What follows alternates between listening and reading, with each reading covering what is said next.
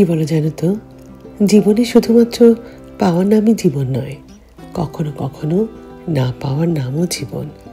উত্থান পতন তো জীবনে আছেই, আর যদি তুমি সবকিছু পেয়েও যাও সেটার নামই যে জীবন তাও তো না। সৃষ্টিকর্তা পৃথিবীতে ওই মানুষই তৈরি করেননি যাকে তিনি পুরো 5টা দিয়ে দিয়েছেন। কিছু না কিছু তার নিজের হাতে অবশ্যই থাকে, যেটার জন্য আমরা উদ্গ্রীব থাকি, যেটার জন্য আমরা তার কাছে চাই, সেটার নামই জীবন। সেজন্য আমি বলবো, কিছু কিছু না পাওয়ার নামও জীবন। সব কিছু পেয়ে ফেললে জীবনটা আসলে উপভোগ করার মতো হয়ই না, এবং জীবনটা সুন্দরও হয় না। আসসালামু আলাইকুম। আজকে যে যেখান থেকে এই ব্লগগুলো দেখবেন, আমার বিয়ে বলতে যাচ্ছিলাম, পরে ভাবলাম যে না, অ্যাকচুয়ালি আমরা তো এখন দুজন হয়েই গেছি, সুতরাং বলা যায় আমাদের বিয়েতে আপনাদের সবাইকে অনেক অনেক আমন্ত্রণ। আমার 2 ছেলে পালকিতে করে মাকে নিয়ে যাচ্ছে বিয়ে করাতে। বলতে পারো রীতিমতো আমার একটা স্বপ্ন পূরণ হচ্ছে।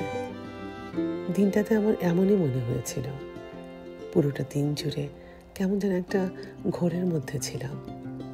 2 ছেলে 2 ধারে, একটা সাহস ছিল, কিন্তু তারপরেও কেমন যেন একটা বুক ধক করার মতো একটা ব্যাপার ছিল জানো। এতগুলো বছর পর আবার ধীরে ধীরে করে পায়ে হেঁটে যাচ্ছি নতুন জীবনের দিকে।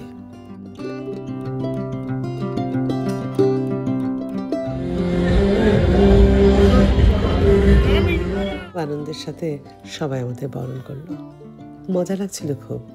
আনন্দটা দেখে সবাই এত বেশি স্বতঃস্ফূর্ত ছিল, এবং যার যার জায়গা থেকে সবাই এত বেশি আনন্দ করেছে, যেটা দেখে আমাদের সবারই, মানে আমার পরিবারের কথা বলছি, ভালো লেগেছে। জানো তো, খুব সুন্দর কিছু মিউজিক চলছিল, প্রথমে লীলাবাড়ি এবং তারপর মেঘদিলা কাকে রাখনা।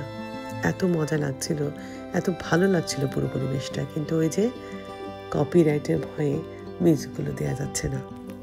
সিরিজটা স্টার্ট করলাম, পাশে থাকবে তো? দোয়া করো আমাদের জন্য, আমার পরিবারের জন্য।